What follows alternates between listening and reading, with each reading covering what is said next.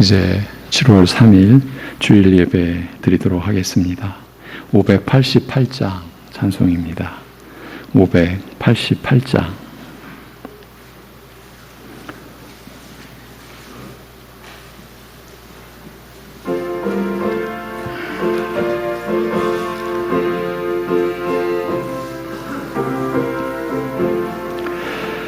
공중 나는 새를 보라 농사하지 않으며 곡식 모아 곡간 안에 들인 것이 없어도 세상 주관하는 주님 새를 먹여주시니 너희 먹을 것을 위해 근심할 것 무엇냐.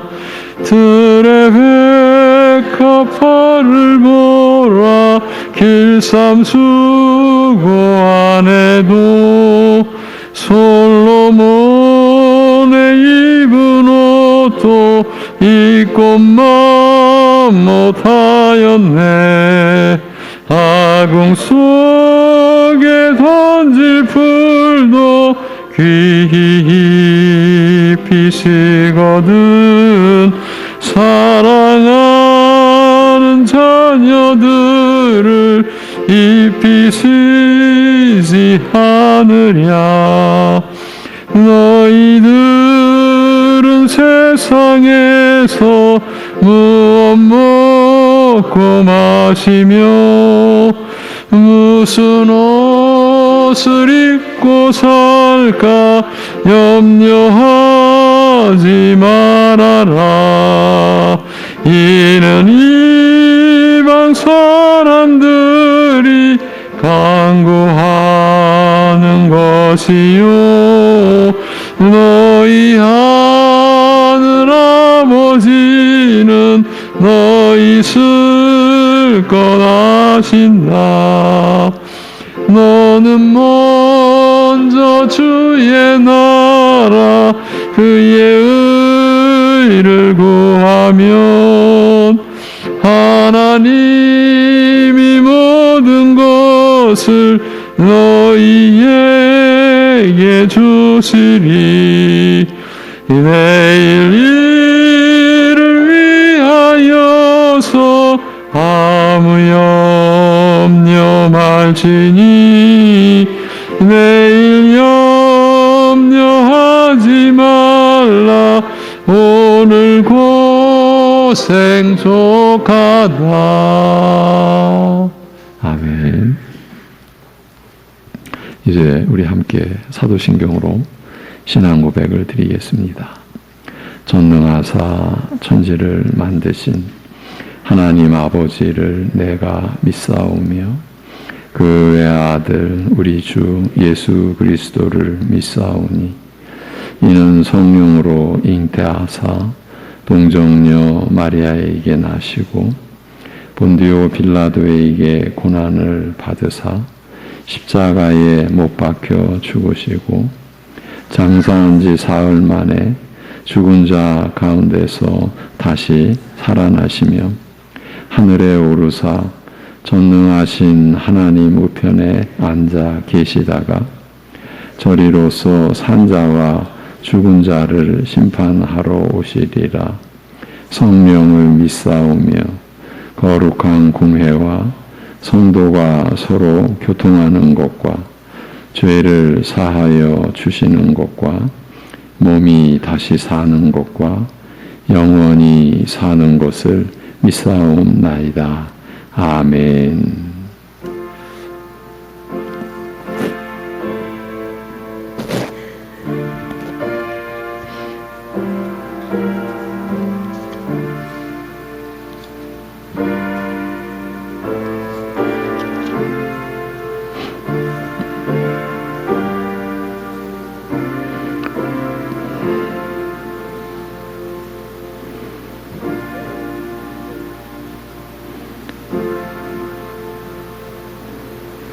모든 육체에게 먹을 것을 주신 이에게 감사하라.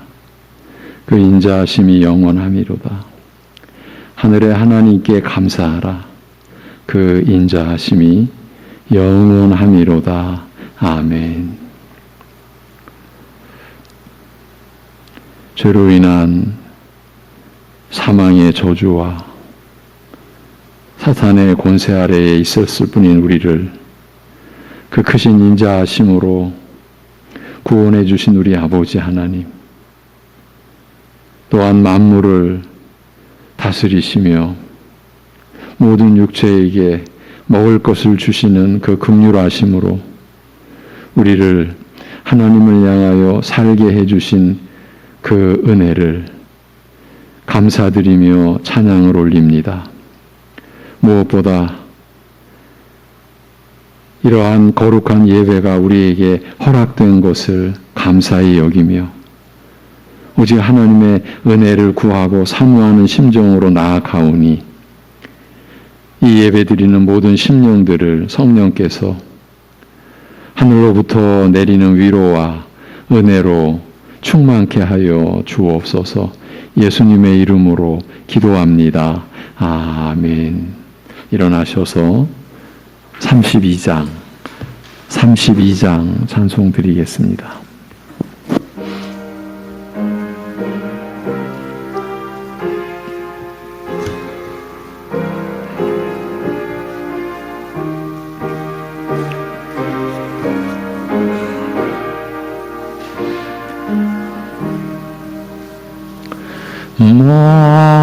만유의 주제 존귀하신 예수 사람이 되신 하나님 나 사모하여 영원히 섬길 내 영광 되신 주로다.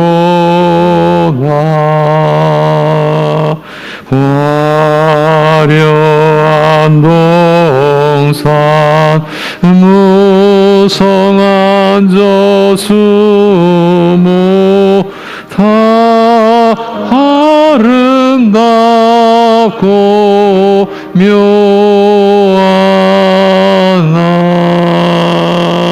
순전한 예수 더 아름다워 봄 같은 기쁨 주시네. 광명한 해와 명랑한 저 달빛 수많은 별들 빛나나 주 예수 빛은 더 찬란하여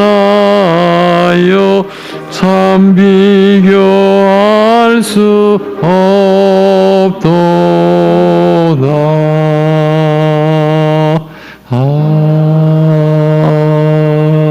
아멘. 105번 감사절 교동문입니다. 여호와께 감사하라. 그는 선하시며 여호와께 감사하고 그의 이름을 불러 아뢰며 그들이 광야 사막길에서 방황하며 거주할 성읍을 찾지 못하고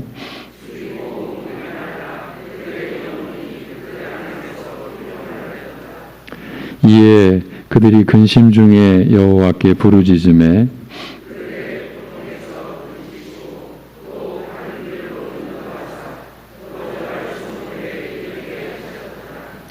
여호와의 인자하심과 인생에게 행하신 기적으로 말미암아 그를 찬송할지로다. 그가 사모하는 영혼에게 만족을 주시며 줄인 영혼에게 좋은 것으로 채워 주심이로다. 아멘. 네.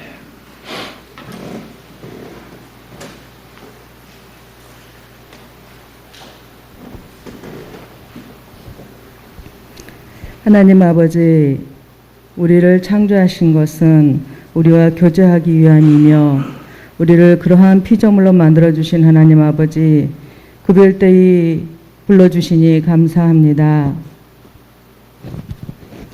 그러나 하나님은 무엇이 어떤 것이 필요하지 않은 완전하신 분이십니다. 우리가 마땅히 하나님을 인정하고 감사해야 함에도 불구하고 우리의 삶 속에서는 그러하지 못했음을 주님 고백하오니 오늘 맥주 감사주의를 맞이하여 모든 것이 주님께서 주신 은혜임을 깨달아 알게 깊이 해주시기를 간절히 원합니다. 하나님께서 우리를 불러서 하나님을 향하도록 하셨지만 우리는 죄를 지음으로 하나님을 배반하고 나 자신과 죄에게 시선을 돌렸습니다. 그로 인해서 우리에게 들어왔던 것은 날마다의 고통이며 후회이며 참새의 고난뿐인 것을 주님 앞에 고백합니다. 이러한 우리를 불쌍히 여기시고 불러주시고 죄 사하여 주셨던 주님 은혜에 감사합니다. 오늘 그 대속함의 은혜를 깊이 깨닫게 하시고 죄의 심각성을 주님 저희들을 깨닫게 해주시옵시길 간절히 소망합니다. 죄의 반복되는 악순환으로 인하여 우리의 삶은 공고합니다. 또 하나님을 외면하고 있습니다. 이러한 우리를 주님 불쌍히 여기시고 오늘 맥주 감사주일에 주님이 주셨던 그 사랑을 회복하게 되는 은혜가 있기를 간절히 원합니다. 다가오는 여름 성경학교를 위해서 기도합니다. 하나님 아버지, 어렸을 때부터 하나님을 알게 하시고 여름 성경학교를 통해서 거듭나는 은혜가 있어 평생도록 주님을 찬양하는, 평생도록 주님을 교제하는 그러한 은혜가 준비하는 사역자와 선생님들과 모든 성도들에게 함께하여 주시길 간절히 소망합니다. 이제 말씀 전하시는 목사님 늘 영육 강건하게 붙들어 주시옵시고 허락하신 모든 사역 위에 힘과 능력을 더하여 주시옵시길 간절히 소망합니다. 말씀 들을 때 저에게 은혜가 있어 은혜를 베풀어 주셔서 우리의 삶이 힘들고 공고하지만 마땅히 감당할 것들 감당하게 하시고 사랑하기 힘든 영혼들 사랑할 수 있는 은혜도 주께서 베풀어 주심으로 감당케 하여 주시옵시길 간절히 소망합니다. 우리를 죄에서 구원해 주신 예수 그리스도의 이름으로 기도하옵나이다. 아멘.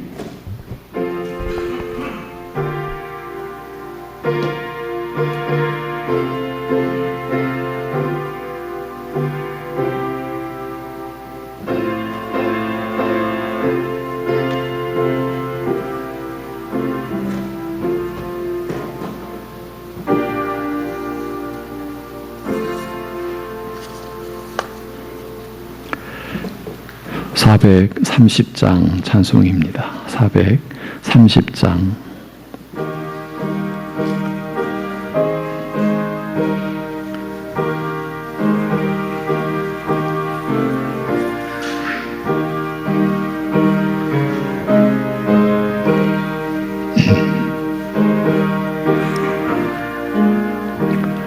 주와 같이 길 가는 것 즐거운 일 아닌가.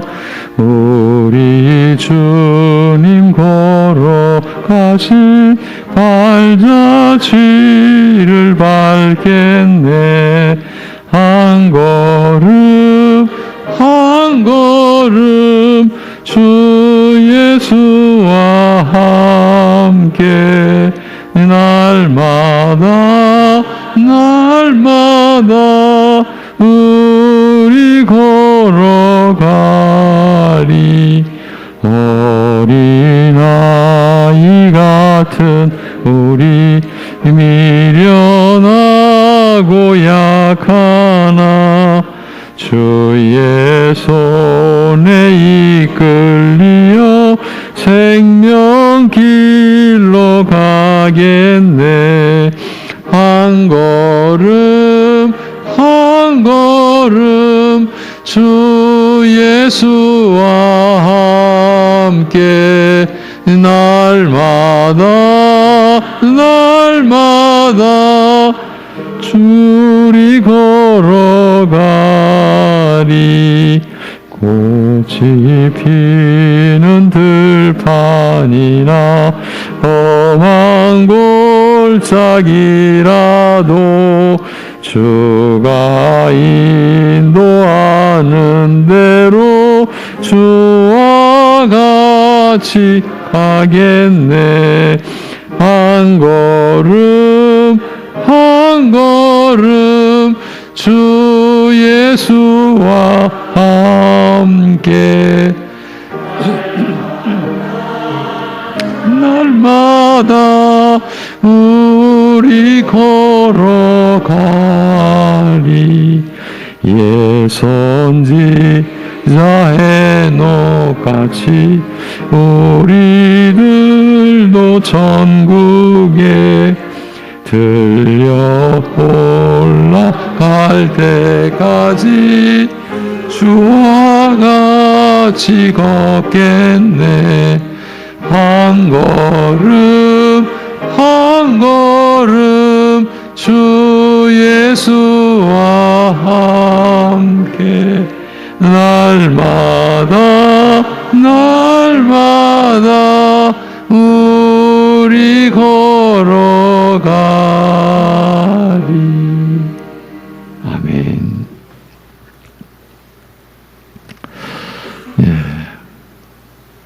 사망의 길을 가는 줄도 모르고 때로는 그 길을 즐겁게, 때로는 자신만만하게, 때로는 남들보다 잘 가는 것처럼 여기면서 그 죽음의 길을 가던 저희들에게 은혜를 베풀어 주셔서 그 사망의 무지에서 건져주신 우리 아버지 하나님, 한 해의 첫 소산을 하나님께로부터 받은 그 기쁨을 생각하며 맥주감사 주일로 섬기는 오늘도 하나님 앞에 11조를 구별하여 또 맥주감사 예물과 각자 받은 은혜를 따라서 또 하나님의 은혜를 체험한 그 기억을 가지고 감사의 예물을 올리며 건축과 선교와 성미로 주일 예물을 올려드리는 그 손길들, 그 심령을 주님께서 받으시고 또한 주장하여 주셔서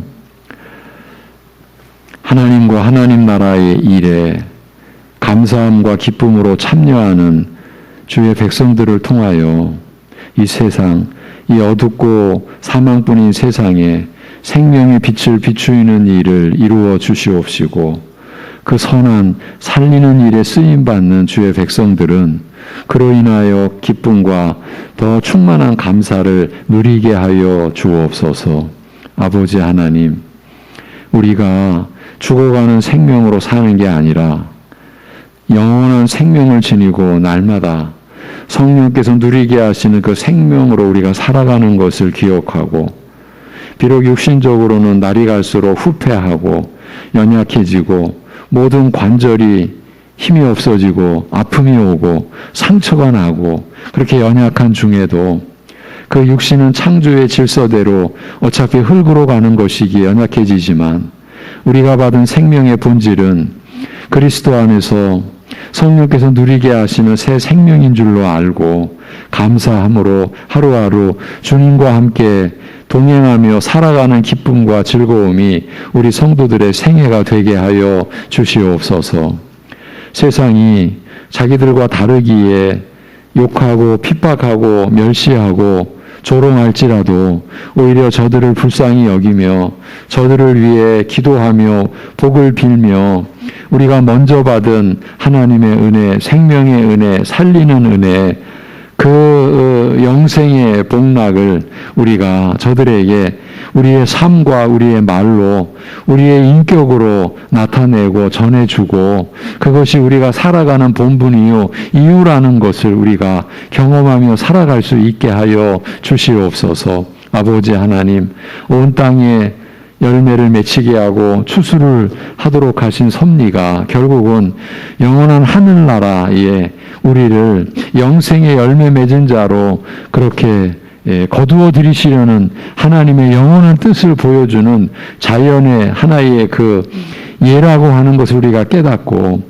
하나님께서 우리를 얼마나 기뻐하시는지 농부 되신 하나님께서 포도나무이신 주 예수 그리스도에게 가지로서 붙어 있어 열매를 맺는 우리를 얼마나 사랑하시고 기뻐하시는지를 말씀을 통해서 깨닫는 은혜도 우리에게 허락하여 주시옵소서. 아버지 하나님, 사도 베드로를 통해 주신 생명의 말씀을 지난주부터 받고 있습니다.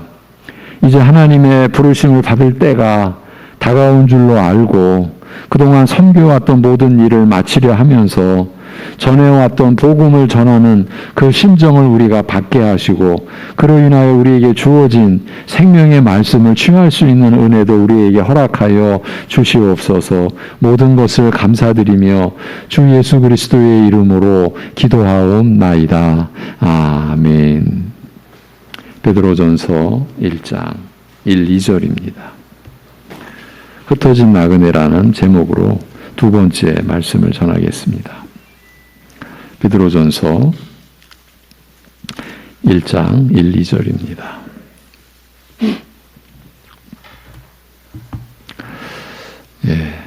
예수 그리스도의 사도 베드로는 본도 갈라디아, 갑바도기아, 아시아와 비두니아에 흩어진 나그네 곧 하나님 아버지의 미리 아심을 따라 성령이 거룩하게 하심으로 순종함과 예수 그리스도의 핏부림을 얻기 위하여 택하심을 받은 자들에게 편지하노니 은혜와 평강이 너희에게 더욱 많을지어다.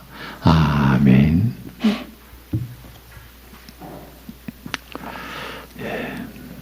베드로 사도가 섬김의 일을 마치려 하면서 그때까지 전해온 복음의 대강을 요약하여 유언처럼 남기는 마지막 권면이 베드로 전후서라 지난주 소개해 드렸습니다. 이 서신은 예수 그리스도의 사도인 베드로가 택하심을 입은 자들 곧 흩어진 나그네들에게 편지한다는 말로 시작됩니다.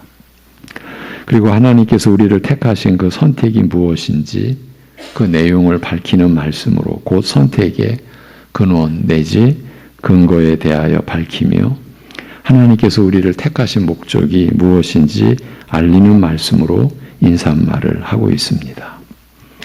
이러한 내용은 여러분의 그 받으신 주보에 또 홈페이지에 지난주 말씀을 요약해서 제시해 드리고 있으니까 여러분이 늘 다시 한번 꼭 읽으시고 믿음의 내용으로 차곡차곡 채워가실 수 있기를 바랍니다.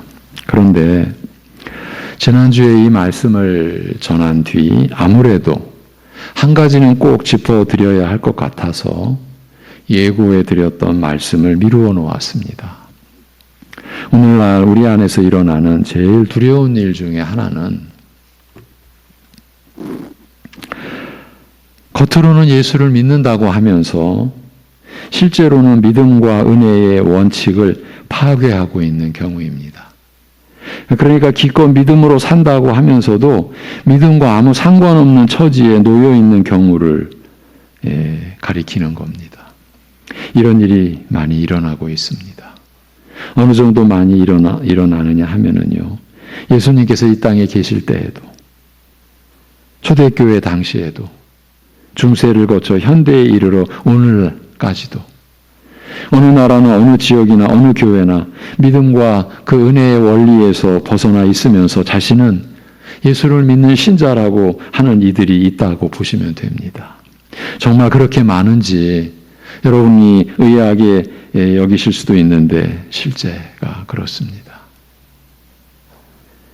믿음과 은혜의 이 원칙, 이 원리라는 것을 다른 말로 하면 교리라고 하는데요. 교회 안에 이상한 사람들, 자칭 똑똑한 사람들이 있어서 이들은 교리를 은근히 무시하면서, 아니죠, 대놓고 무시하죠. 그러면서 교리 같은 것에서 자유로울 때 신앙생활이 훨씬 풍성해지고 재밌어지고 은혜롭다고 말합니다. 그런데 여러분들이 혼란을 겪게 되는 것이 이 이상한 사람들 중에는 이름이 많이 알려져서 유명세를 타고 있는 사람들이 있기 때문입니다. 요즘으로 말하면 유튜브 같은 데서도 이름을 날리고 또 더 재주 있는 사람들은 책들도 써내고요. 그래서 많은 사람들이, 특히 교회 안에 있는 사람들이 끌려가는 것입니다. 저들의 논리 중 하나는 우리는 성경을 믿는 것이지 교리를 믿는 게 아니다라는 겁니다. 그럴싸하게 들리십니까? 이 속으시면 안 됩니다. 그들은 우리 같은 교인들을 향해서 성경 아닌 교리를 믿기 때문에 본래의 신앙에서 벗어나서 자기들만의 독선적인 믿음을 갖게 되었다라고 비판하면서 자신들의 주장을 널리 펼치기 위해 노력들을 합니다. 그들 뒤에 어떤 존재가 있는지를 여러분은 잊으시면 안 됩니다. 다시 짚어드립니다. 우리가 믿는 내용이 바로 교리입니다. 그런데 교리에서 벗어나야 자유롭게 신앙생활을 할 수 있다라는 말은 믿는 내용에서 벗어나야, 믿음에서 벗어나야 제대로 신앙생활을 한다라는 말입니다. 이게 말이 됩니까? 교리를 무시한다라는 것은 내가 지금 믿는 바를 무시한다라는 말과 같습니다. 달리 말하면 교리는 곧 신앙 고백입니다. 한 교회의 총회가 하나님의 말씀을 이렇게 믿겠습니다라고 하는 내용이 교리고, 그 교리를 각 교회가 받을 때 그게 신앙 고백입니다. 그 교회의 신앙 고백. 그런데 교리 없이 신앙생활 한다라는 것은 이 신앙 고백 없이 산다라는 말입니다. 이게 말이 됩니까? 그런데 이런 가르침과 이런 지도자들을 따르겠다면 어찌하겠다라는 겁니까? 그런데 저들이 공격하는 대표적인 교리가 예정과 선택입니다. 오늘 이 점을 말씀드리려고 한 겁니다. 그런데 성경의 시작인 창세기 주제가 모든 것의 시작과 그 안에서 이루어진 선택이라고 늘 말씀드려왔지 않습니까? 그런데 선택이 부정되면, 그러면 오늘 본문인 이 서신이 흩어진 나그네들에게, 곧 택함을 입은 자들에게 보내졌다라고 하는 사실은 어떻게 되는 것입니까? 이 서신을 거부하고 부정해야 하는 것입니까? 지난주 말씀드렸다시피 원문은 택함을 입은 자들에게, 이것이 첫마디입니다. 곧 흩어진 나그네들에게 이렇게 시작된다고 했습니다. 베드로의 유언과 같은 이 서신에서 수신인을 향한 첫 마디가 택함을 입은 자들입니다. 이것이 사도의 중심입니다. 유언이라고 했습니다. 이제 곧 사역도 맞춰지고 자신의 삶도 이제 하나님의 뜻으로 맞춰질 때를 알고 있는 베드로 사도가 그의 중심에는 택함을 입은 자들, 이것은 그 교회와 신자의 중심이 이 택하심을 받은 은혜여야 한다라는 뜻으로 보아야 하는 것 아닙니까? 여러분이 잘 아시는 아브라함의 손자 야곱이 후에 이스라엘로 이름이 바뀌지 않았습니까? 그런데 이스라엘은 하나님께서 무조건적인 사랑으로 선택하사 아브라함의 복된 약속을 유업으로 받게 하신 자라는 그런 의미를 지닌 말이에요. 하나님을 이겼다라고 하는 문자적인 그 의미에 담긴 그 영적 그 의미는 이런 거라는 말이에요. 왜 그의 이름이 이런 의미심장한 뜻을 지니게 됐는지 우리는 야곱의 생애를 통해서 알고 있습니다. 그의 형인 장자에서는 조부인 아브라함이 하나님께로부터 받은 약속을 유업으로 받지 못하고 그러니까 하나님 나라에 속한 자가 되지 못하고 오히려 강교한 동생 야곱이 받았습니다. 예. 성경에서 야곱이 나오면은 우리 죄인을 지칭하는 말과 같다고 봐도 됩니다. 발 뒤꿈치를 잡은 자, 예. 우리 아이들 말로 딴지 거는 자, 예. 예. 나쁜 말이죠. 야곱입니다. 그런데 야곱이 그 유업을 받았습니다. 사람의 어떤 조건에도 구애받지 않으시고, 여러분, 조건이 결정되면, 조건이 주어지면 저나 여러분이나 하나님 나라에 속할 자 있겠습니까? 어떤 조건에도 구애받지 않으시고 오직 하나님께서 기뻐하시는 뜻을 따라 선택하신 그 야곱이 약속의 후사가 된 것, 즉 하나님 나라의 기업을 이을 상속자가 된 것입니다. 그리하여 이스라엘이라는 말은 하나님께서 무조건적인 사랑으로 선택하사 아브라함의 복된 약속을 유업으로 받게 하신 자라는 의미심장한 뜻을 지니게 된 것입니다. 이렇게 하나님의 말씀이 우리에게 주어졌는데도 예정과 선택은 하나의 교리에 불과하니 그 교리의 덫에, 그 덫에 걸려서, 그 덫에 매여서 신앙생활 하는 자들은 불행하다고, 폭넓은 은혜의 길을 버려두고 자기 독선에 스스로 갇혀있는 것이라고 하는 것입니다. 저들이 가리키는 그런 불행한 자들이 누구라고 했습니까? 성경 말씀을 그대로 믿으려고 하는 우리 같은 신자들. 저들은 우리 신자들이 불쌍하다라는 거죠. 예. 성도 여러분, 예정과 선택의 교리는 그저 내던져도 되는, 그렇게 무시해도 되는 그런 무가치한 교리가 아니라 성경 전체를 떠받들고 또 신구약 성경 전반에 걸쳐 계시되어 있는 진리의 핵심, 그런 내용입니다.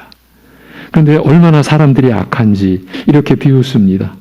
예정과 선택을 인정한다면 하나님 마음대로 하는 것이지 않느냐 하는 것이지요. 이렇게만 나와도 우리 같은 신자들은 할 말이 없을 거라고 저들은 판단하는 것 같습니다. 아, 하나님이 다 하신다고? 아, 그럼 우린 뭐야? 우리라는 존재는 뭐냐고. 예전에 저도 이랬던 적이 있었습니다. 지금도 이런 투정을 아예 신학으로 교리로 확립해 놓고서 인간은 기계가 아니라고, 인간은 인간이라고 하면서 하나님의 선한 역사를 교묘하게 회방하고 대적하는 무리들이 교회 안에 높은 자리를 차지하고들 있습니다. 저들은 하나님이 사람의 인격적 특성을 짓밟는 분이 아니라고 하면서 그러니 예정이니 선택이니 하는 소리는 집어치우라고 주장하고 있습니다. 생각할수록 너무 안타깝고 그들의 말로를 생각하면 두려운 마음뿐입니다. 우리는 기억하고 있어야 합니다.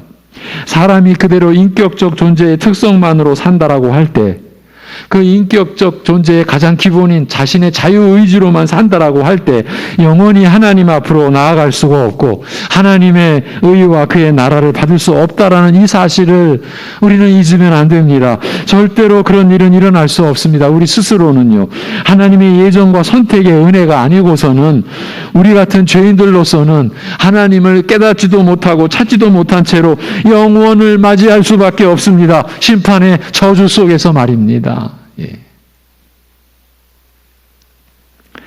그렇기 때문에 우리의 입장에서는 저들이 참으로 불쌍하게 느껴지는 겁니다. 왜냐하면 저들은 하나님 앞에서의 우리 자신을, 특히 우리의 죄를 모르고 있기 때문입니다. 죄도 모른다면 은혜도 모른다라는 것 아닙니까?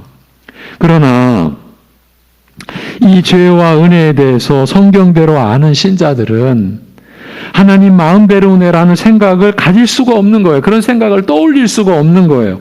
하나님의 예정과 선택의 은혜가 없었더라면 자기 같은 죄인들은 영원히 어떤 가능성도 없었을 것이라는 점을 이제는 깨닫게 되었기 때문이죠. 우리는 그 사실을 말씀으로 이제 깨달은 것 아닙니까? 그러니까 예정과 선택을 부정하는 이들은 한마디로 인간의 죄를 경시하는 겁니다. 아니, 무시하는 거죠. 이렇게 볼 수밖에 없는 것은 저들은 어쨌든 자신들의 그 무엇으로 인해서 하나님을 스스로 택했고 스스로 믿었다라고 하니까요. 물론 이들도 은혜를 말합니다. 많이 말할지도 모릅니다. 그런데 그 은혜 안에는 자기의 가능성도 늘 함께 있는 겁니다. 저들에게는요, 그래서 결국에는 자신이 하나님을 선택했고 자신이 예수님을 믿은 것으로 여기는 것입니다. 예. 이들의 가장 깊은 속에는요, 이런 심사도 있는 거예요. 예배드리러 하나님 앞에 나오는데 마치 뭔가 받을 것 나오는 거예요. 당연히 받을 것이 있는 줄로 알고. 예. 오직 하나님의 긍휼하심으로. 예. 예배가 허락된 것 자체가 전적인 은혜라는 그런 개념을 못 갖는 거죠. 그런 개념이 없는 거죠. 오히려 내가 하나님 앞에 나아가니까 당연히 뭔가 받아야 될 줄로 알고. 예. 여러분, 그렇게 교회를 생각하고 그렇게 신앙생활을 하는 것 너무 불행한 일입니다. 예.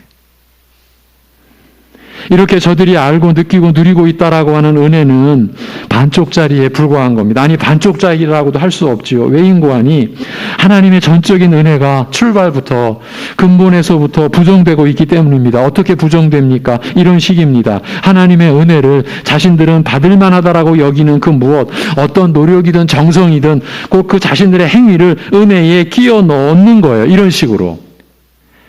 그러니까 하나님의 은혜와 자신들의 가능성, 그걸 함께 놓고 있는 시기인 겁니다. 이렇게 돼야 인간이 인간다워지는 것 아니냐. 그리고 자신이 스스로 책임을 지는 그 모습이야말로 정직한 것 아니냐. 그래서 자신을 성숙하게 만든다는 것 아니냐. 이러니까 이런 식으로 전적 은혜가 교묘하게 비틀어지고 부정되는 것입니다. 한마디로 하나님의 은혜와 그에 대한 반응이 믿음에 있어서의 사람의 역할을 교묘하게 내세워서 사람을 돋보이게 하는 겁니다. 바로 이것을 사람들이 좋아하는 거예요. 이 점을 사람들이 좋아하더라면 그래서 많이들 따른다라고 볼 수 있어요. 물론 이 모든 것들의 실체는 교묘히 가려져 있어서 파악하는 것이 어렵게 되어 있죠. 그리고 그 거짓을 덮는 덮개 역할을 하는 것이 바로 저들만의 교리인 거예요.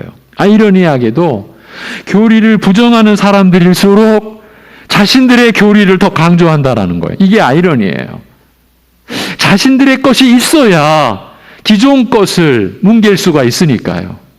그러니까 이단들이 왜 그렇게 겉으로 보기에는 확신에 차 있느냐 하면 그래야 정통 교회 것을 뭉개버릴 수가 있으니까 자신들의 것으로 그냥 가득 차 있는 거예요. 선택을 부정하는 무리들도 똑같은 거예요. 그렇기 때문에 교리를 잘못 이해하면 얼마든지 저들에게 속을 수 있습니다. 다음과 같이 이해하시면 이전보다는 더 안전하리라고 여겨집니다. 물론 영적 유익도 얻으실 수 있고요. 우리가 성경 전체를 어떻게 다 알 수 있습니까? 아무리 성경 통독을 많이 하신 분들이라도, 아니 정통신학자들이라고 하더라도 다 안다고 말하지 않습니다. 그 자세가 정직한 거죠. 어찌 다 압니까? 그렇지만 우리는 죄사함과 성령으로 새 사람이 되는 은혜를 받아서 하나님의 사람으로 이 땅을 살아가는 법에 대해서 배워가고 있지 않습니까? 그 믿고 아는 내용 전체 그 전부가 다 교리로 구성된 믿음의 내용인 것입니다. 이렇게 교리 없이는, 그 신앙 고백 없이는 믿음의 내용도 없는 법입니다. 믿음을 못 갖는 거예요. 그러니까 예전과 선택을 부정하면서 교인이라고 하는 사람들은 어쩔 수 없이 그 예전과 선택을 부정하는 자기들만의 교리를 갖게 되는 겁니다. 교리 없이는 믿음도 없으니까요. 그래서 성경 말씀은 앞뒤 문맥을 늘 함께 볼 수 있도록 해야 합니다. 나아가서는 성경 전체를 염두에 둘 수 있어야 하고요. 그러니 할 수 있는 한 성경을 열심히 보시고 또 말씀을 들으셔야 합니다. 쉬운 예로 어떤 한 구절 말씀이 자기 마음에 쏙 들어왔다라고 쳐도 그럴수록 전후 말씀을 자세히 살펴서 방금 자신이 은혜 받은 바로 그 뜻을 나타내는 말씀인지를 확인하는 작업이 꼭 필요한 겁니다. 제가 일전에 한번 부끄러운 얘기 했었죠. 제가 여러분을 섬기면서 한번 작심을 하고요. 제가 주로 베드로전서를 설교하면 1장부터 끝까지 이렇게 설교에 가지 않습니까? 그런데 한 번은 그냥 시편에서 한 구절, 어디서 한 구절, 세 구절을 가지고 제가 거의 1년 동안 설교를 준비했습니다. 세 편의 설교를. 그러니까 소위 제목 설교죠. 이게 본문을 쭉 이어가는 설교가 아니라 제목 설교라고 해서 제가 그 세 편을 이제 매주 준비해 가면서 이제 1년 동안을 준비했어요. 혹시나 해서 제 동기, 우리 오려 모임의 리더인 동기 목사에게 그 세 편의 설교를 보냈습니다. 한번 좀 읽어봐줘. 그날이 금요일이었습니다. 금요일이면 금요 기도회가 있잖아요. 근데 그날 오후에 그 동기 목사가 저희 교회에 왔습니다. 예고도 없이. 저는 깜짝 놀랐지만 한편으로는 가슴이 덜컥 철렁. 이거 문제가 많구나. 저는 사역자입니다. 목사로서 제 마음에 쏙 든 구절을 가지고 거의 1년을 준비했습니다. 결과는 그 동기 목사를 만나고 그의 간곡한, 나이는 저보다 한 9살이나 어린 동생이죠. 후배죠. 나이로 보자면.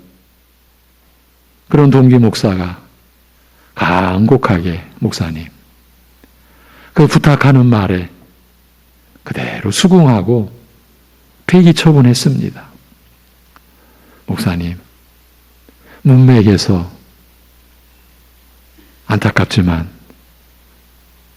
목사님이 은혜가 충만해가지고 그렇게 오래 준비하셨다라고 하는데 문맥에서 그 뜻이 아닌 것 같습니다. 그게 아닌 것 같습니다. 여러분, 제가 그 얘기를 한 2시간 동안 들으면서 제가 얼마나 한편으로는 부끄럽고 너무나 수치스럽고 시쳇말로 얼마나 자존심 상하고, 그러나 지금 그게 문제가 아니잖아요. 하나님의 말씀이잖아요. 내 것이 아니잖아요. 받아들였어요. 그리고 고맙다고.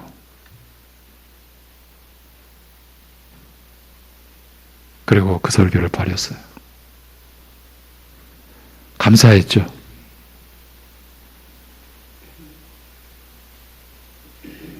버렸지만 저는 갖고 있죠. 여러분에게 전하지 않았지만. 왜 갖고 있습니까? 제가 뭘 잘못했는지 그 증거니까. 저는 그때 너무 이 세 구절, 내가 이거 잘 준비해서 우리 성도들에게 은혜를 끼쳐야지. 그런데 그게 그저 내 거였어요. 그저 내 무지에, 여러분, 이런 거예요. 성경 말씀은 앞뒤 문맥을 늘 함께 볼 수 있도록 해야 돼요. 이 말씀이 내 마음에 쏙 들어오네. 이게 은혜네. 그렇게 여겨지는 것도 과연 그 말씀이 내가 그렇게 지금 받은 그 내용인지 앞뒤를 꼭 살펴서 그 뜻을 나타내는 말씀인지를 확인하는 작업이 꼭 필요한 거예요. 말씀의 일꾼들이라고 하는 사역자들도 바로 이 점에서 실수하거나 실족할 때가 있어요. 한 예로, 기도의 응답을 받으려면 또는 기도 응답의 조건이라는 식의 접근은 피해야 한다고 제가 늘 말씀을 드리는데, 기도의 응답을 받으려면 기도의 응답의 조건은 뭐지?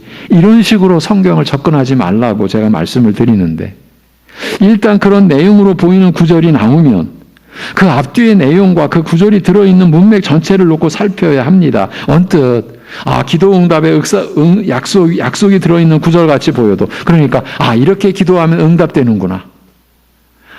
그러니까 여기에 맞춰서 내가 기도해서 내가 응답 받고자 하는 이 일을 놓고 이렇게 기도해서 내가 응답 받아야지. 여러분, 성경에는 그런 식으로 주어진 말씀이 없어요. 근데 우리는 그렇게 보고 싶은 거죠.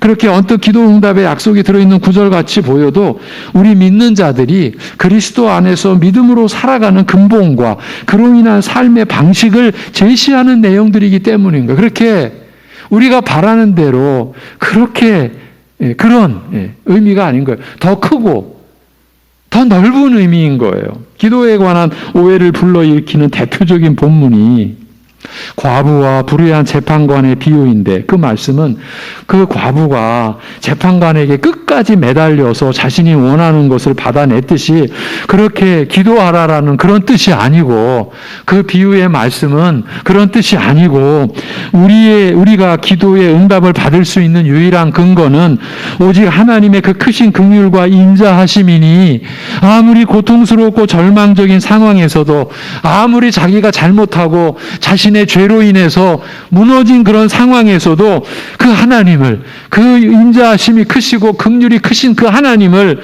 기억하고 그 하나님을 의지하고 기도하라는 그 뜻인 거예요. 예. 여러분, 그 비유가 어떻게 끝나는 줄 아시죠? 기억하시는 분들은 인자가 올 때에 믿음을 보겠느냐, 이 말씀으로 끝나요. 우리 주님이 다시 오실 때에 그런 믿음으로 기도하는 자를 내가 많이 볼 수 있겠느냐, 이런 의미인 거예요. 그 얘기는 뭡니까? 교회 안에서 그런 말씀으로 기도하지 않고, 그런 말씀을 붙들고 하나님의 긍휼을 의지하여 기도하지 않고, 내가 이렇게 열심히 기도했으면 응답되지, 내가 남보다 더 많이 기도했으면, 그래서 무슨 기도의 양이 채워지면 응답되는 거지, 이런 순 엉터리 기도를 너희가 할 수 있다라는 그런 경고 아닙니까? 인자가 올 때 믿음을 보겠느냐. 예. 하나님의 긍휼하심을 의지하고 기도하는 그 믿음을 내가 보겠느냐, 그 말인 거예요. 그러니까 기도할수록 우리는요, 하나님의 긍휼과 인자하심을 누리게 되어 있고, 내가 얼마나 어떻게 기도했다라는 식의 기억은 지워지게 되어 있는 거예요. 기억하고 있을 이유나 필요가 없으니까요. 내가 얼마나 기도했지? 내가 어떻게 기도했지? 이걸 기억하고 있을 이유가 없는 거예요. 필요가 없는 거예요. 왜? 하나님의 인자하심과 긍휼하심만을 내가 누리는 것이니까요. 기도하면 할수록,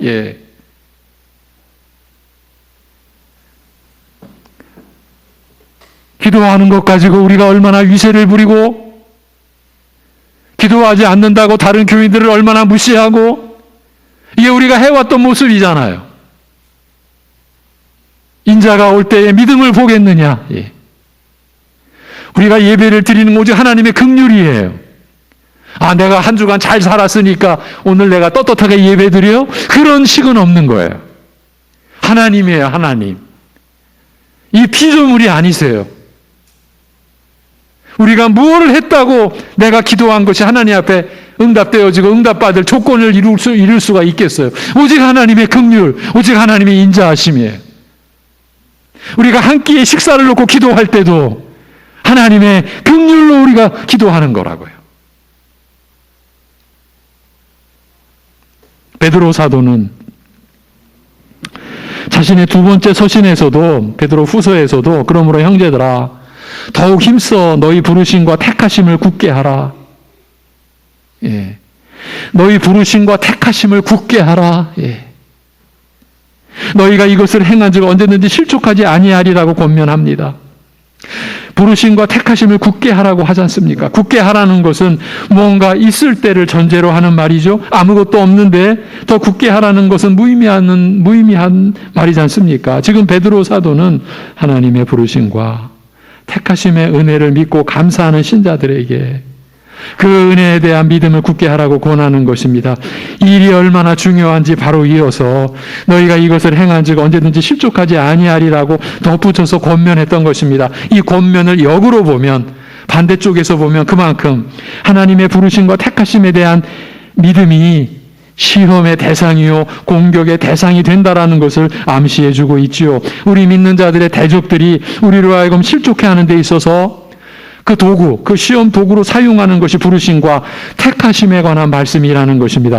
너 같은 것이 무슨 부르심을 받겠느냐, 너 같은 것이 무슨 택하심을 받아, 이런 의문을 갖게 하면서, 그렇지, 나 같은 것에게 무슨 부르심이야 라고 하는 의심을 갖도록 하는 것에서부터 더 근본적으로는 부르심과 택하심 자체에 대한 의문과 의심을 갖게 하는 것입니다. 이건 성경 말씀에 대한 부정인 거죠. 하나님의 말씀을 부정하고 있다라는 말이에요. 이쯤 되면 불신앙의 자리까지 추락한 형상인 거죠. 자신은 하나님과 그 모든 말씀을 믿는다고 아무리 주장해도 예수님 앞에서 거짓 신앙으로 드러난 유대인들처럼 다 헛된 믿음이 되고 마는 것이죠. 결국은 하나님의 부르심과 택하심에 대한 믿음은 우리 각자의 믿음이 하나님께로부터 받은 참된 믿음인지 아니면 자신의 주관과 신념에 따라 갖게 된 자신만의 거짓 믿음인지를 가르는 역할을 한다라고 볼 수 있는 거예요. 달리 설명하자면 하나님의 부르심과 택하심에 대한 입장과 태도야말로 말씀을 따라 믿는 믿음을 가진 참된 신자인지 아니면 자기가 믿고 싶은 대로 믿는 믿음을 가진 거짓 신자인지를 구별케 해주는 그런 역할을 한다라는 뜻이에요. 그런데 아예 교회 자체가, 교단 자체가 이 선택의 말씀을 전하지 않고 이 말씀을 읽지 않고 이 말씀을 성경에서 빼버린 것처럼 한다면 어찌 되겠습니까? 근데 이런 일이 오늘 이 시대에 일어나고 있는 거예요. 여러분, 이 목사가 과장되게 말한 것처럼 보입니까? 빙산의 일각도 안 됩니다. 제가 말하는 것은. 그러면 기본적인 질문을 드려보겠습니다. 하나님의 부르심과 택하심을 우리는 어떻게 인지할 수 있겠습니까? 이 질문에 대한 답으로 나올 수 있는 여러 경우를 제가 먼저 제시해 보겠습니다. 자신의 지혜? 자신만의 어떤 느낌? 자신만의 특별한 체험? 그 자신의 꿈 또는 어떤 환상? 아니면 성경을 보고 듣는 중에 자신에게 확신을 준 구절? 어떤 의미에서는 지금 제가 여러한 하나하나의 것들이 다 작용할 수도 있습니다. 조심스러운데요. 왜냐하면 자신의 주관적인 체험이나 특별한 현상들로 인해 우리가 겪어온 혼란이나 그로 인해 초래되는 어려움을 우리 모두가 잘 알기 때문입니다. 그러니까 이 하나하나를 제가 이렇게 내세우거나 꼭 필요하다거나 하는 식으로 언급했던 건 결코 아닙니다. 단지 여러분 각자의 믿음에 이르는 과정이 다양하고 또 그 가운데서 각자만의 독특한 현상들이 있다라는 것을 존중해드리는 차원에서 드린 말씀입니다. 어쨌든 각자의 과정도 있었고 시행착오도 겪으면서 결정적으로 우리가 하나님의 부르심과 택하심을 받았다라는 것을 아는 것은 오직 믿음으로예요. 믿음으로. 오직 하나님 말씀인 성경을 믿음으로 우리가 아는 것입니다. 우리 신자들은 오직 성경 말씀을 믿음으로 이러한 신비한 역사에, 그러니까 초월적인 역사에 참여하고 또한 보고 만진 듯이 생생하게 인식하게 되는 것입니다. 우리는 오직 믿음으로 하나님께서 우리를 부르시고 택하신 은혜를 알고 기억하고 믿으며 확신하는 것입니다. 그러므로 우리 믿는 자들이 함께 지니고 있는 이 믿음이 바로 우리가 하나님의 부르심을 받은 그 증거요, 그 표적, 곧 흔적인 것입니다. 히브리서에서 믿음은 바라는 것들의 실상이요 보이지 않는 것들의 증거라고 한 말씀 그대로 있는 것. 보이지 않는 것들의 증거가 믿음입니다. 이렇게 볼 때 믿음이란 실체가 더욱 놀랍게 다가오는 것을 느낄 수가 있습니다. 우리가 주 예수 그리스도를 신뢰하고 자신을 맡기며 의지하는 이 믿음이 이렇게 성경 말씀을 알아갈수록 그 신비로움이 더해지고 그 복됨이 깊어지며 풍성해지는 것입니다. 그래도 또 확인되는 점은 이 성경 말씀은 하나님의 은혜를 가르쳐 줄 뿐만 아니라 또한 그 은혜에 따른 합당한 반응인 믿음도 이렇게 세워준다라는 것이죠. 여러분, 사실은요, 우리가 예수 그리스도께서 나의 구주로 믿습니다라고 하는 거는요, 그 근본이 이 하나님 말씀인 성경이 믿어지는 거예요. 성경이 안 믿어지는데, 하나님의 말씀으로 안 믿어지는데 나는 예수를 믿습니다. 여러분 스스로가 한번 생각해 보십시오. 그게 과연 가능한 일이겠는가? 속고 있는 거죠. 이 말씀이 안 믿어진다. 그래서 이 말씀을 사람이 선택할 수 있다. 이건 믿을 만한 말씀이야. 이건 믿지 못할 말씀이야. 이렇게 선택할 수 있다. 여러분, 이런 식으로 되면, 그러면 우리의 믿음은 도대체 무엇을 근거로 하는 것이고, 교회는 도대체 무엇을 바탕으로 하는 것이고, 예수 그리스도가 우리의 죄로 죽으시고, 우리의 의를 위하여 다시 살아나셨다라는 것을 우리가 어떻게 우리가 믿을 수가 있겠어요? 그러니까 이 모든 것이 사실은 성령께서 하나님 말씀인 이 성경을 우리 안에서 믿도록 하신 그 안에서 일어나는 일들이죠. 베드로 사도가 자신의 두 번째 서신의 서두에서 우리 하나님과 구주 예수 그리스도의 의를 힘입어 동일하게 보배로운 믿음을 우리가 함께 받았다. 이것이 그의 두 번째 서신의 1절이에요. 이렇게 시작을 해요. 우리가 하나님과 구주 예수 그리스도의 의를 힘입어 동일하게 보배로운 믿음을 우리가 함께 받았다고 한 그 점이 이렇게 귀하고 복된 사실인 것이에요. 우리가 그 믿음으로, 함께 받은 그 믿음으로 하나님의 부르심이 우리에게, 나에게 임한 것을 알게 된 것이니까요. 그러기에 이를 반대편에서 보면 또한 스스로는 부르심을 받을 수 없었던 우리가 부르심을 받았다, 선택함을 받았다는 인식을 갖는 것이 그만큼 어려운 일이요, 우리로서는 불가능한 일이라는 점도 시사해 주는 것입니다. 그래서 늘 말씀드려 왔지만 우리가 자신의 죄를 제대로 알면 알수록 이 선택과 부르심의 은혜가 깊어지고 커진다고 제가 말씀드려 왔지 않습니까?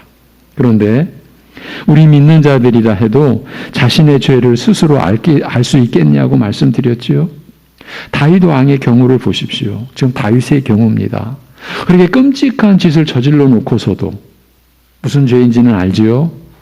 충성스러운 신하를, 이런 협작꾼이 어디 있습니까? 이런 치사스럽고 이런 더러운 놈이 어디 있습니까? 지금 왕인데 다윗을 놓고 얘기하는 겁니다.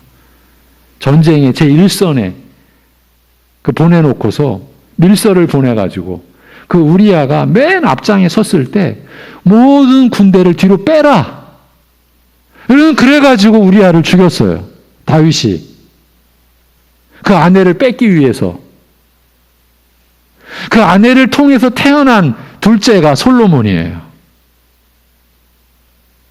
다윗이 그런 짓을 저질러 놓고서 하나님 앞에서 자신의 죄를 깨닫고 엎드리며 그 시편 51편의 회개의 회개의 고백을 했습니까? 아니에요. 하나님의 선지자를 보냈을 때, 그래서 그때서야 자신의 죄를 알게 돼요. 어떻게 알아요? 부자가 있었어요. 그리고 부자 앞에 아주 가난한 사람이 살고 있어요. 근데 이 부자 집에 손님이 왔어요. 양이 차고 넘쳐요. 그런데 그 양 잡지 않고 그 앞집에 있는 가난한 사람, 그저 한 마리 겨우 데리고 있는 그 양 뺏어다가 그거 잡아가지고 손님 접대를 해요. 나단 선지자가 그 얘기를 하니까 다윗이 그놈 죽여야죠. 잡아 죽여야죠.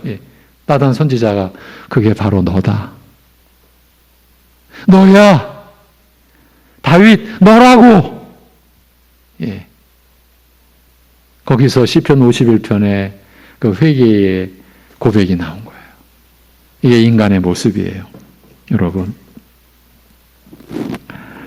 그러니까 죄에 대해 바로 알고 하나님의 부르심의 은혜에 대해 제대로 우리가 알 수 있는 길은 단 하나, 우리 안에 계신 성령께서 역사하시는 것이에요. 성령의 역사로 인해서만이 우리가 우리의 죄도 알고 하나님의 은혜도 알고 그 믿음으로 우리가 하나님의 택하심과 부르심을 알게 되는 것이에요. 여러분, 이것이 인생이에요. 그런데 우리는 이런 우리의 처지를 모르고 한 교회 안에서도 누가 더 크냐, 누가 더 높냐, 누가 더 잘났냐, 이거 가지고 비교하고 그거 가지고 서로 치고받고, 그래도 대접 못 받으면 이런 교회는 틀린 교회라고 그러고 나가고, 나가서 욕하고, 우리가 이러고 살고 있는 거죠. 여러분, 얼마나 우리가 부끄럽습니까? 잠깐 이 세상을 살아가는 우리의 보편적인 얘기를 해보면서 말씀을 좀 마무리하겠습니다. 목사님, 이제 에어컨을 좀 틀어주시죠. 우리 성도님들이 힘들 것 같습니다. 세월이 지나고 나이가 들고 모든 면에서 경륜이 쌓이는 것은 분명하지만요, 우리가 좀 사는 얘기입니다. 이 점은 부정하고 싶어도 어쩔 수 없이 인정해야 할 터이지만요. 그렇다고 해서요, 실제적인 면에서 우리가 연륜에 따라 그 경륜을 나타내며 산다라고 할 수 있을까요? 쑥스럽지만 제 이야기를 해보죠. 제 실제 나이와 보통 사람들이 겉으로 보는 제 나이는 차이가 있죠? 오죽하면 제가 노예 때 있었던 일입니다. 사실 저하고 한 두서너 살 차이밖에 안 나는 분이 저보고 어이 젊은 목사 그래가지고 옆에 있는 분이 그분에게 죄송하지만 제가 이런 일을 여러 번 겪어요. 한 번은 총회에 가서 어떤 분이 저한테 반말로 어이 목사 이리 와보게. 제 옆에 있던 다른 분이 화가 나가지고 지금 당신이 이리 와라고 한 그분이 당신보다 연배가 높습니다. 저는 몰랐죠. 몇 개월이 지난 뒤에 전화가 온 거예요. 모르는 전화. 요즘에 잘 안 받는데 받았더니 저 총회의 누구누구입니다. 제가 그때 목사님께 신뢰를 범했습니다. 무슨 일로요? 제가 반말했지 않습니까? 저보다 어린 줄 알고 속으로 어리다고 반말하냐? 물론 저도 그래요. 그런데 알고 보니까 제가 후배였습니다. 죄송합니다. 제가 이런 일을 노회에서도 총회에서도 겪거든요. 그래서 사람들이 그렇게 말해요. 못 알아보았다고 하면요. 제가 그렇게 말합니다.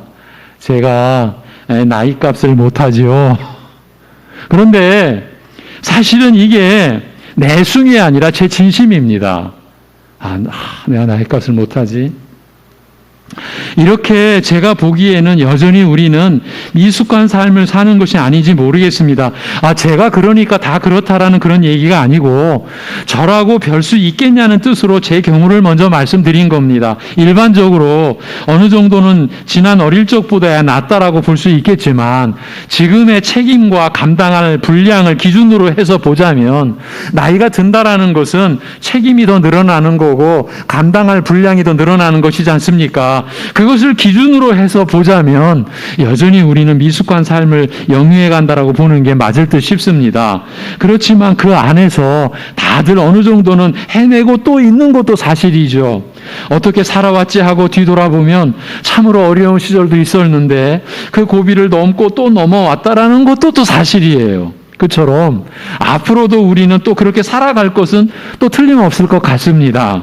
여전히 미숙한 면이 있겠지만은요. 이게 우리네 인생 아니겠습니까? 그러면 제가 왜 이런 얘기를 꺼내 들었을까요? 우리는 미숙하지만 살아왔고 또 살아갈 것이라는 다 아는 얘기를 제가 왜 했겠습니까? 그것은. 그러나 신앙생활은 그런 것이 아니라는 점을 밝혀드리고 또 확인해 드리고자 우리네 인생 얘기를 제가 한 겁니다. 우리 각자 어쨌든 살아왔지 않느냐. 그러니 주님 앞에서도 미숙한 채로나마 어쨌든 살지 않겠느냐라는 생각을 할 수도 있습니다. 어쩌면 많은 분들이 그런 생각으로 교회를 출석하고 신앙생활을 하고 있는지도 모릅니다. 그래서 말씀드리는 것입니다. 신앙생활은 일반적으로 사람들이 사는 것과는 같을 수가 없다고요. 이게 같은 차원이 아니라고요. 왜냐하면 영원한 생명이 개입되어 있기 때문입니다. 그것은 우리 주 예수 그리스도와 연합되어서 성령으로 누리게 된 새 생명입니다. 그러니 그냥 사는 게 아닙니다. 오늘도 영생을 그 그리스도 안에서 성령께서 누리게 하시는 새 생명으로 살아가는 게 우리 신자들의 하루하루입니다. 이 사실을 부정하시겠습니까? 만약에 부정한다면 그것은 나는 예수 그리스도를 믿지 않는다라는 그런 말이 되는데요. 예. 우리 신자들은 그리스도 안에서 성령께서 누리게 하시는 새 생명으로 사는 자들입니다. 어떻게 이렇게 살게 되었습니까? 하나님이 우리를 택하셨기 때문입니다. 이 교회의 근본, 우리 신자의 근본입니다. 하나님의 택하심은. 그런데 바로 이 점에서 또 우리는 난감해지는 겁니다. 영생을 살아간다는데 이를 어찌 우리가 감당할 수 있겠냐는 거죠. 그렇지 않습니까? 오늘 본문에 기록된 선택의 목적처럼 그리스도의 피로 죄사함 받고 성령께서 거룩하게 하시는 그 변화된 삶으로 우리를 부르신 하나님의 뜻을 우리같이 일반 인생살이도 미숙한 자들이 어찌 따를 수 있겠습니까? 우리로서는 도저히 감당할 수도 이룰 수도 없는, 아니 꿈조차도 꿀 수 없는 일이지 않습니까? 그렇다고 하면 하나님의 말씀이 우리에게 무슨 상관이 있겠습니까? 우리로서는 말씀을 따라 살 수가 없는데, 그것도 우리로서는 꿈도 꿀 수 없는 차원이라면 그 말씀으로 우리에게 하나님의 뜻이 제시된들 무슨 소용이 있겠냐는 겁니다. 하나님의 말씀과 우리가 아무 상관도 없는 것 아닙니까? 그러면 이대로 끝내야 하는 겁니까? 아니죠. 끝내야 했다면 신약 교회가 세워진 후 2000년이 지난 오늘까지 교회가 보존될 리가 있겠습니까? 그렇다면 어떤 방법이 있었다라는 얘기죠. 그 방법이 어떻게 세워졌겠습니까? 확실한 것은 우리에게는, 우리 안에는 그 방법과 길이 있을 리가 없다라는 점이죠. 그런데 이 사실을 우리보다 더 잘 아시는 분이 계시죠. 우리에게는 방법도 길도 능력도 없다라는 것을 우리보다 더 잘 아시는 분이 계시다라는 겁니다.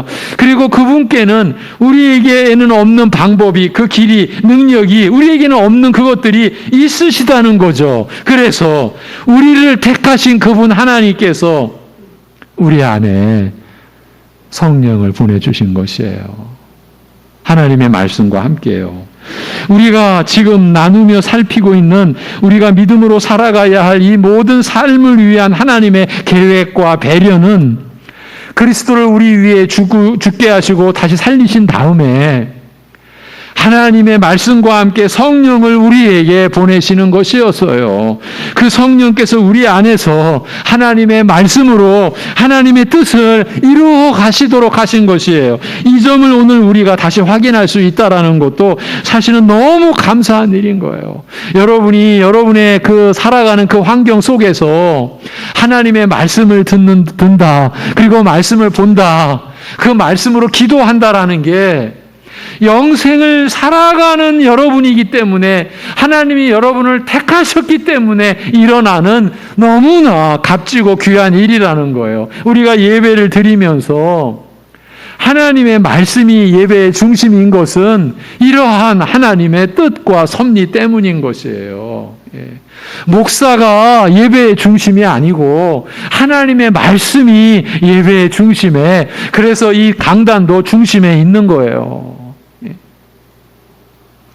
데살로니가 전서에서 바울은 우리 본문과 직결된 내용을, 이 베드로 전서와 직결된 내용을 이렇게 말합니다. 하나님이 우리를 부르심은 꼭 택하심이 같이 있는 거예요. 우리를 택하시고 부르심은 부정하게 하심이 아니요 거룩하게 하심이니, 그러므로 저버리는 자는 사람을 저버림이 아니요 너희에게 그의 성령을 주신 하나님을 저버림이니라고 말씀합니다. 거룩하라 하신 하나님의 뜻을 저버리는 자는 우리에게 성령을 주신 하나님을 저버리는 것이라고 사도 바울은 확언하고 있습니다. 왜 이겠습니까? 하나님께서 불결함 안으로가 아니라 거룩함 안으로 우리를 부르셨을 때 이미 이 거룩함을 우리가 이루고 살아갈 수 있도록 하기 위하여 성령을 보내실 것을 함께 계획하셨다라는 것을 사도 바울이 알고 있었기 때문이 아니겠습니까? 여기서 저버린다라는 것은 더 부정적인 의미를 담고 있는 말이에요. 어쩔 수 없이 포기하는 측면을 드러내서 저버린다라는 뜻이 아니라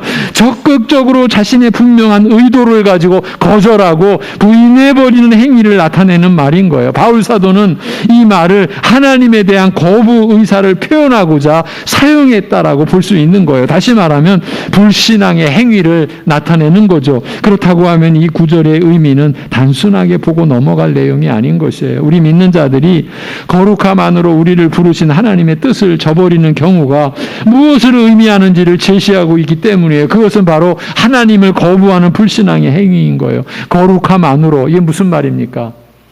죄와 사망과 사탄의 권세 안에서, 그 권세가 다스리시는 세상 안에서 우리를 구별시키는 그 거룩함 안으로 우리를 부르셨다라는 거예요. 이 심각성을 염두에 두고서 구약의 말씀 한 구절을 보고 마치겠습니다. 예레미야 10장 1, 2절 이스라엘 집이여, 교회를 말하는 거예요. 여호와께서 너희에게 이르시는 말씀을 들을지어다. 여호와께서 이와 같이 말씀하시되 여러 나라의 길을 배우지 말라.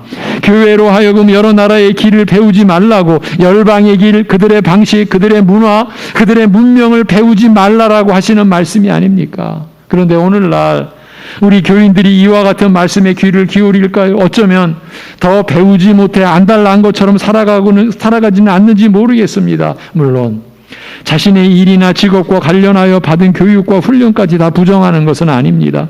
우리 자녀들이 공교육 안에서 자라가는 것을 전체적으로 부인하는 것은 아닙니다. 우리는 현실적으로 그럴 수밖에 없습니다. 사실은 그렇기 때문에 열방의 길을 배우지 말라는 이와 같은 말씀에 우리 신자들은 더 귀 기울여야 합니다.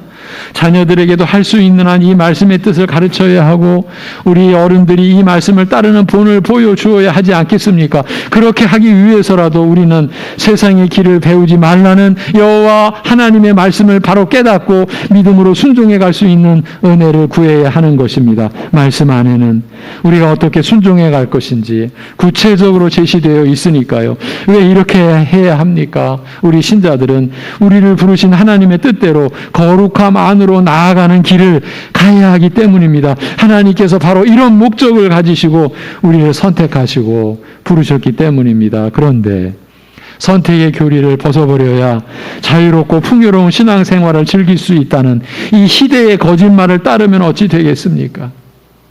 그 이전의 선택의 교리야말로 사람을 기계나 로봇처럼 여기게 만드는 그저 신학의 한 주제에 불과한 것일 뿐이니 내 믿음과는 아무 상관없다라고 한다면 여러분 어찌 되겠습니까? 기도하겠습니다. 하나님 아버지,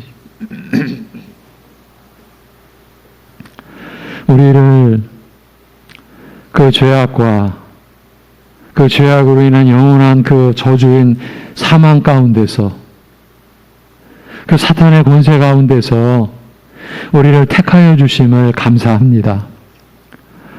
그리스도를 십자가에 못 박히게 하신 그 복음으로 우리를 불러주셔서 감사합니다. 우리 안에 성령을 보내주셔서 이러한 하나님의 택하시고 부르심의 은혜를 깨닫도록 믿도록 하여 주심에 감사합니다.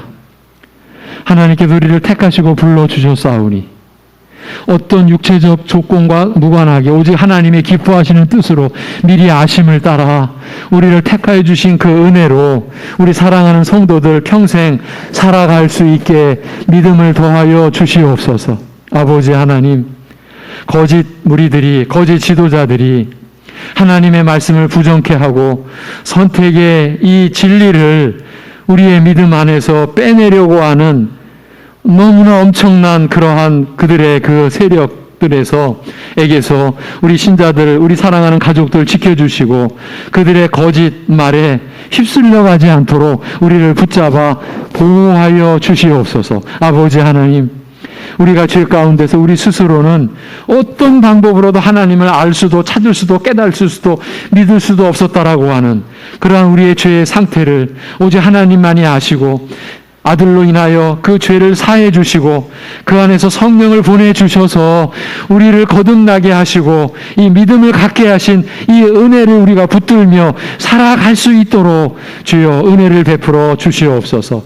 이러한 그 터 위에, 이러한 믿음의 터 위에서 이제 베드로 사도가 우리에게 주는 소망의 그 말씀, 소망의 메시지를 우리가 받음으로 인하여서 우리 사랑하는 성도들이 매일의 삶에서 이 말씀을 체험하는 역사가 일어나게 하여 주옵소서.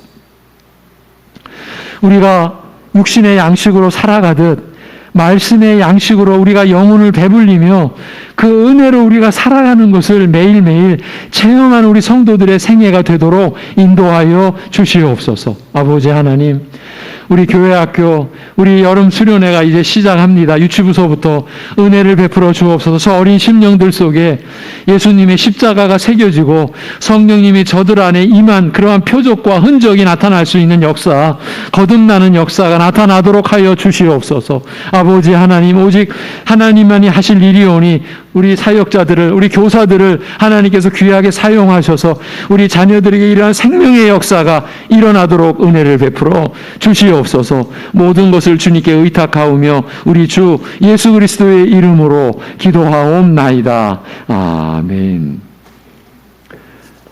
324장 찬송하겠습니다. 324장입니다.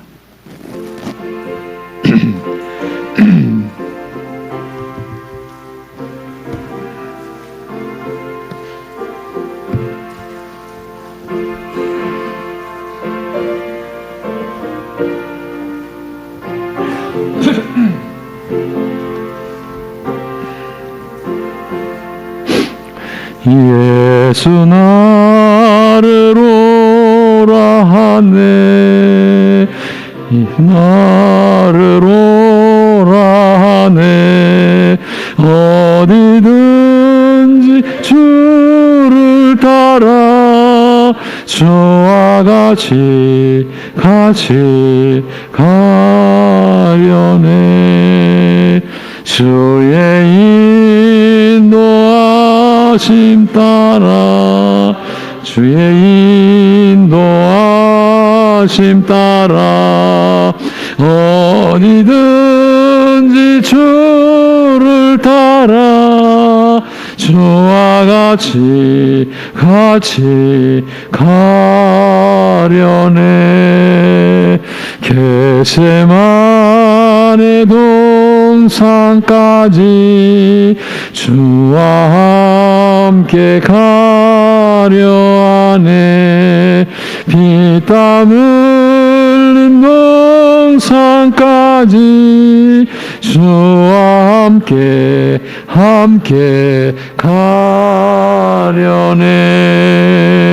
주의 인도하심 따라, 주의 인도하심 따라 어디든지 주를 따라 주와 같이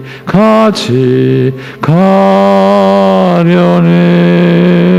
심판하실 자리까지 주와 함께 가려 하네. 심판하실 자리까지 주와 함께 가려네. 주의 인도하심 따라, 주의 인도하심 따라 어디든지 주를 따라 주와 같이 가려네. 주가 크신 은혜 내려 나를 항상 돌보시고 크신 영광 보여주며 나와 함께 가시네. 주의 인도하심 따라, 주의 인도하심 따라 어디든지 주를 따라 주와 같이 가려네. 아멘.